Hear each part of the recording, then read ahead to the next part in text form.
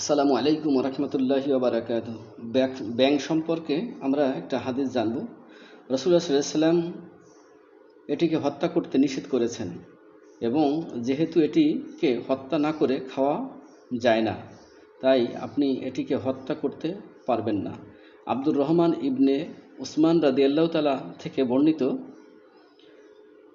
যখন একজন চিকিৎসক ঔষধে ব্যাং মেশানোর বিষয়ে রাসূলুল্লাহ সাল্লাল্লাহু আলাইহি ওয়াসাল্লামকে জিজ্ঞেস করলেন, পরামর্শ চাইলেন, তখন তিনি তাকে ব্যাং হত্যা করতে নিষেধ করলেন।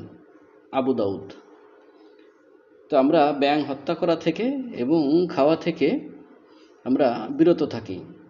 ব্যাং সম্পর্কে রাসূলুল্লাহ সাল্লাল্লাহু আলাইহি ওয়াসাল্লামের আরও কয়েকটি হাদিস আছে, এটা অন্য কোনো